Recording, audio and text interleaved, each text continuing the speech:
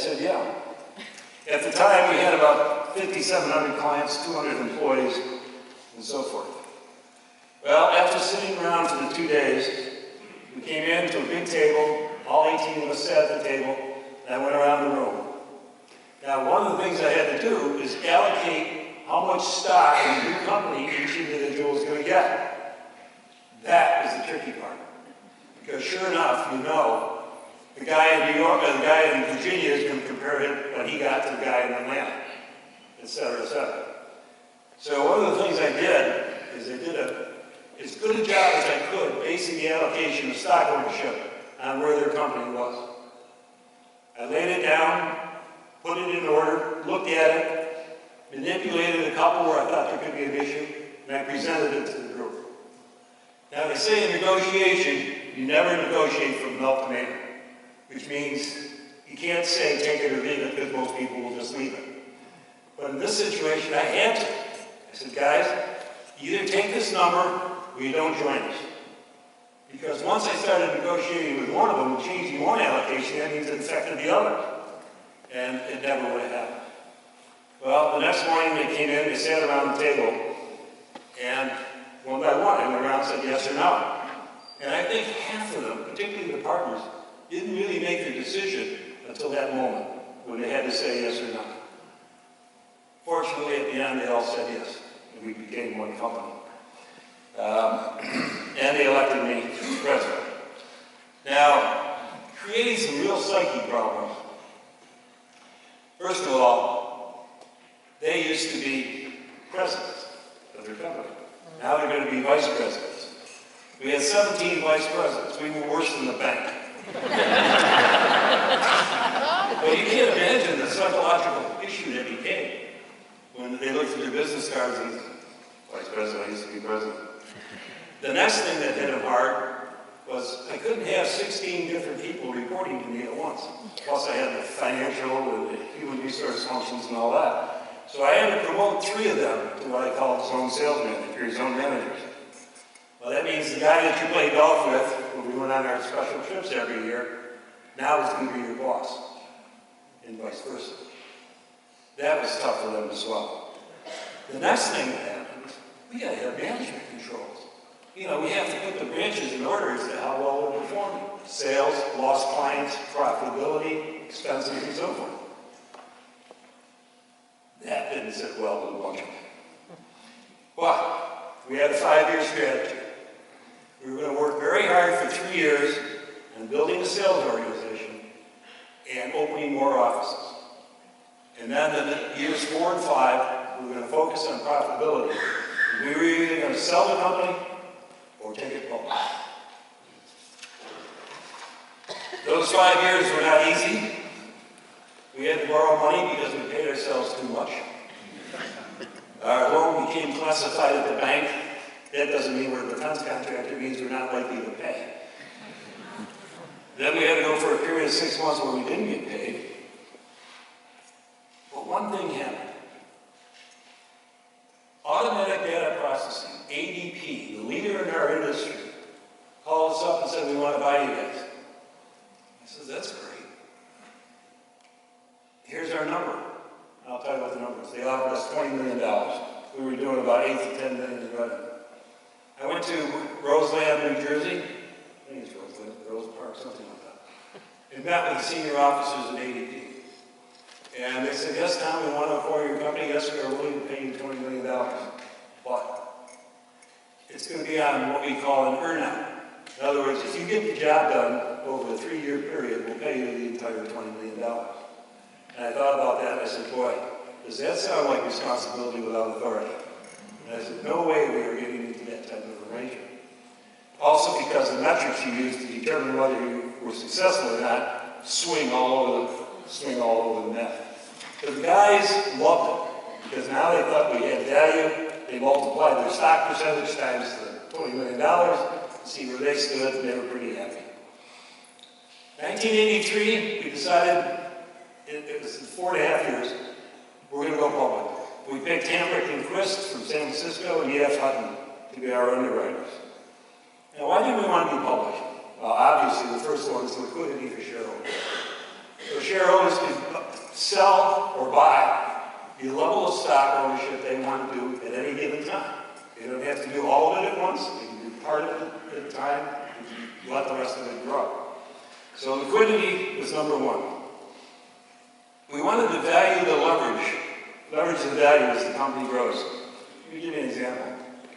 Some people in this community don't like me to tell this story, but while we were private, before we went public, the University of Rochester bought 5% of Paychecks.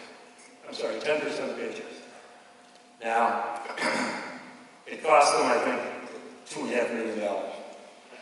We went public, and that value of that $2.5 million grew to $7 million. The University of Rochester decided that they could sell their stock right after we were public, because they weren't in long-term investors. They wanted to raise money for their endowment to fund college activities. So they sold all the stock for $7 million. If they held it all today, it'd be worth $2 billion. Now, there was good reason for them doing what they did.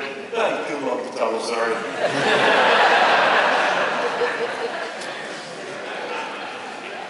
The other great reason for going public, of course, is visibility and recruiting of employees. Stock options are a very important aspect of recruiting employees at the executive level.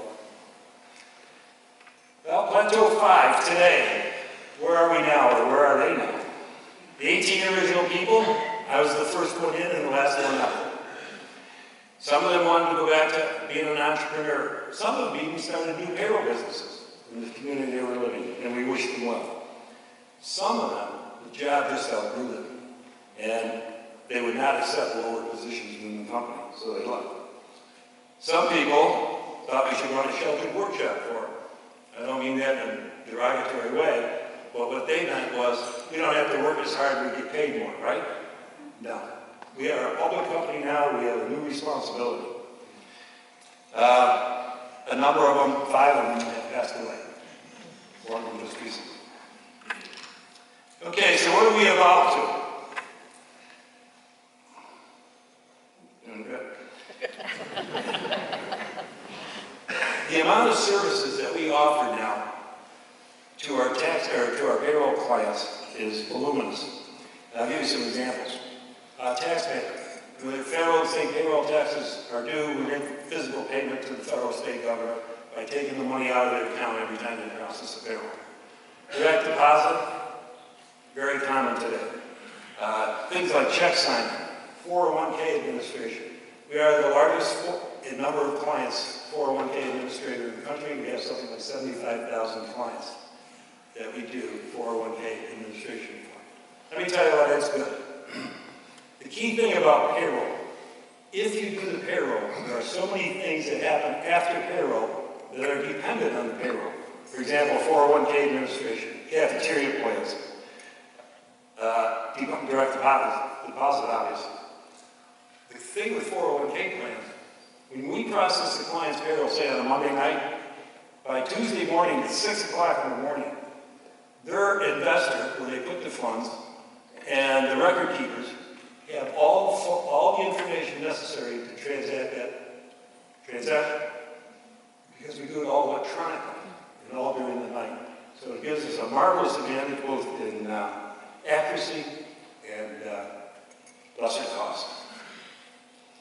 We have things like electronic time and attendance.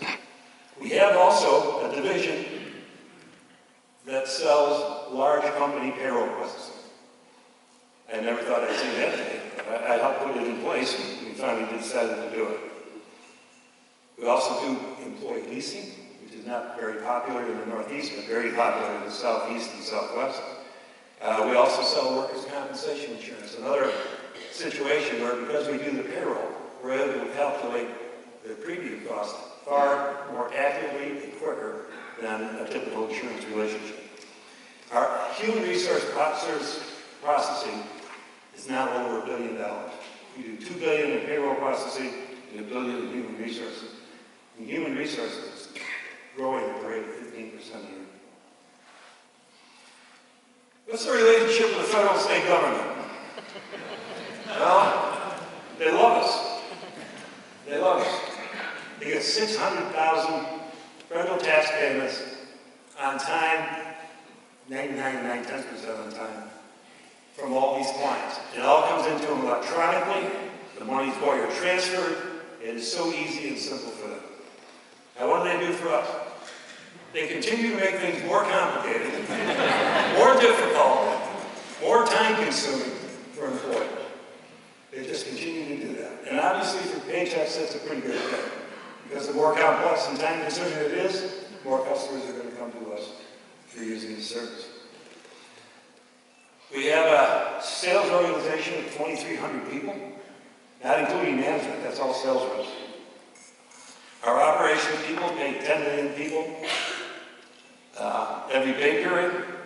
And let me tell you, there is no acceptable reason for being late with payroll. So your computer backups had better be solid, because there is no acceptable reason. It's a large untapped market. By the way, 1 out of every 4 companies in New York and Rochester have their payroll outsourced. I'm sorry, it's more like 1 out of 3. There are 12 million businesses in the United States. If you add up all the payroll processes together, we have about 2 million of those companies. So you can see how big the market is, how large it is, and how untapped it is. What's our culture? Culture is very simple and not original. The culture is this. We have 3 masters. First one is our clients. They pay for our service. They deserve outstanding value. Our employees. Career opportunity, financial reward, job satisfaction. That's what we owe our employees. And as shareholders, competitive rate of return. If you are not successful with all 3 of these categories, you have an issue you must solve. And there's one other thing that sort of creeped into it, and I gotta say something a little strange. When I started Paychecks, I had no idea or care about creating jobs. I didn't start a company to create jobs. I started a company for financial security and to make money. But as the company grew, our place in the community has grown. And the result of it is, of course, over 4,000 people in Rochester work at Paychecks. And the amount of philanthropy that comes out of myself, other officers in the company, is very, very important to the community. And I think we feel that responsibility. So, 3 masters: clients, employees, and shareholders, and a great byproduct for the community. That's it. Thank you.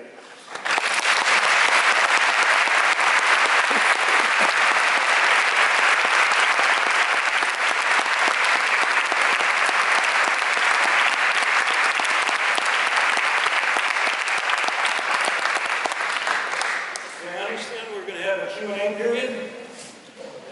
Yes. Sorry, I went behind the wall to get the microphone. You know, you never know what's going to happen up here. Well, we are excited. Our students from the School of Business prepared some questions for Tom. And in our conversation before this morning, Tom said he'd like to take those in front of all of you.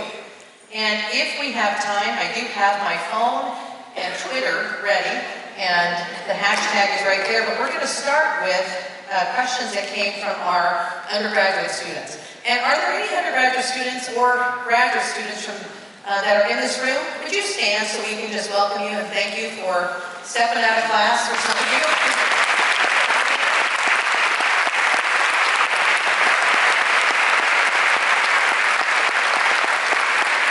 So, we're going to just jump right in. How do you handle conflict amongst your leadership team? What makes you think there's ever conflict?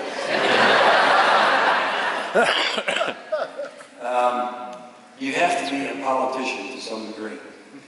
When you have conflict between peers or subordinates, the best thing you can do is try and get it resolved as soon as possible. Because if you don't, you create negative energy within the organization. And nothing's worse than negative energy within the company. So I think that if I heard of a conflict between subordinates, I'd probably put them both into my office, sit them down and say, what's the problem here? We're going to solve it before you leave. And I take a very direct approach. And you shared a little bit about this, but if you go a little more in detail, what are are some of the obstacles that you had to overcome early in your career? Career paychecks? In general. No, let's do paychecks. Okay. No money. We started with $3,000. I went 4 years without a paycheck. We wanted to get our first computer system. There's an IBM System 3, if anybody remembers that equipment. Banks wouldn't loan me any more money, didn't have enough cash flow to put it in. I went and saw my sister. My sister is older than I am. She was a widow. She had life insurance money from her deceased husband. And she said, I got $42,000 in the bank, take what you need. She had 3 kids too, and was alone. I did borrow $30,000 of it. Consequently, today, her and her kids are all shareholders in the company. And they're pretty happy campers. So are their grandchildren. I love this question. How do you feel having so much of your life known in public? 99% of the time, it doesn't bother me. It comes with the territory. Particularly if you go through the experience of running for governor once, 3 times. You have to make that commitment when you make a move like that. So, for the most part, I enjoy it. I mean, look at it. I walk in here and I got a nice ovation for you folks. Why wouldn't I like that? I get to tell the story over and over. Oh, there's one of my that's one of my nieces. Sure wanted to give you the money. Stand up, Mom. Stand up.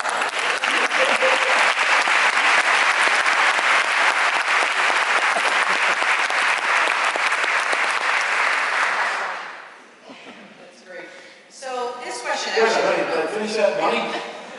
When we went public, we didn't need the money. Fortunately, at that time, we had developed enough profitability. But we did have proceeds from the public offering. We used it to buy upgraded computer equipment. We didn't have to, but we did. That was the other thing. So this was actually on Twitter as well. How do you decide where to give your money? First name was Colleen Costello. Managing director of the foundation. And she helps me make all the decisions relative to the philanthropy. The foundation itself has a specialization in the world of intellectual disabilities. All of our efforts and resources generally go to that area. On a personal basis, it's more widespread. We get people coming to us all the time. I probably get 2 or 3 a day. People asking for something or other. And we go through them, we sort them out. Some areas we won't touch, some areas we like. And that's how we decide. So what's one thing that you look for in an employee? Attitude. Attitude over ability every day. You can teach ability, you cannot teach attitude. So I look for the athletes, not necessarily sports athletes, but athletes, people who want to strive and compete and do well.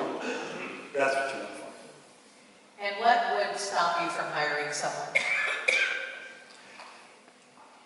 An applicant comes into my office, my administrative assistant offers them coffee. They take the coffee and they don't say thank you. They leave and they leave the coffee cup on my desk. Don't even bother coming in the door.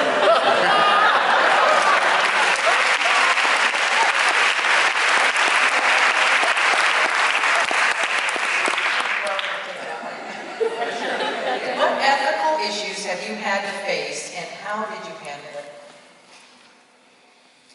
Well, I don't know if you consider this an ethical issue, but the problem or the issue around sexual harassment in business is a big one.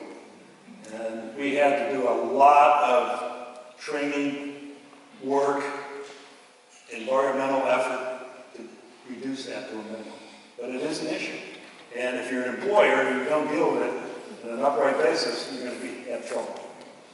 But I'm looking at Ann because her and I have great discussions all the time. That's a good answer, though. Ann just said good answer. What was your biggest failure and how did you overcome it?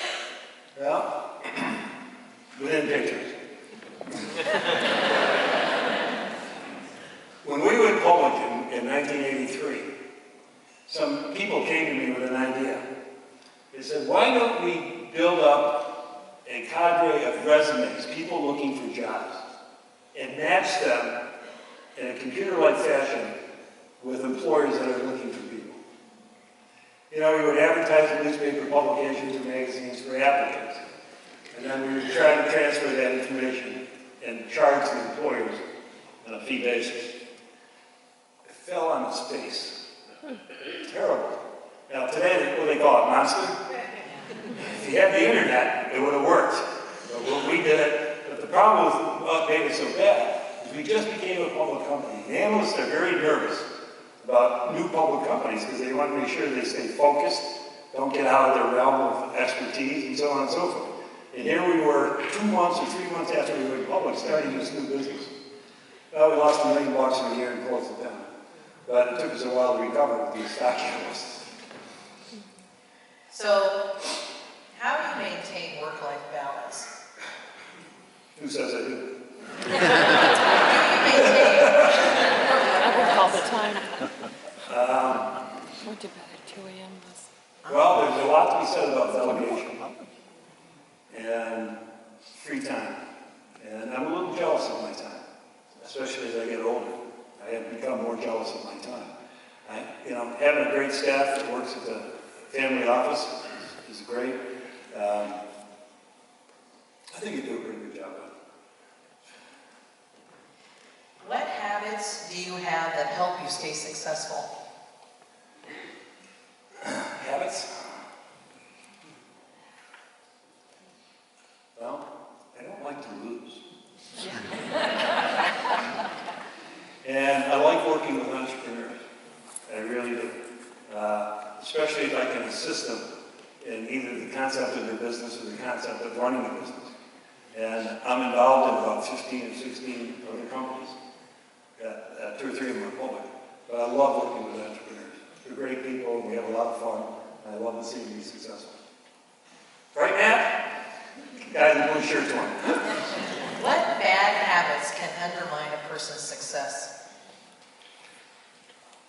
I don't know if I call them habits. One of the 2 areas that always concern me about entrepreneurs. One is they put up their sign and they think they made it. And they open the doors, they turn on the lights, and nobody comes in the door. It just doesn't happen. People will just walk into your door and go out and bring them in. So they always underestimate or overestimate their ability to sell their product or service. That is the major problem entrepreneurs have. And consequently, if they overestimate their sales, they soon realize I have a cash flow problem because I didn't bring in enough revenue. Okay? So they call it a cash flow problem. It's really a management problem because they overestimated their ability to sell the product. So how do you feel about social media, and do you use it? No.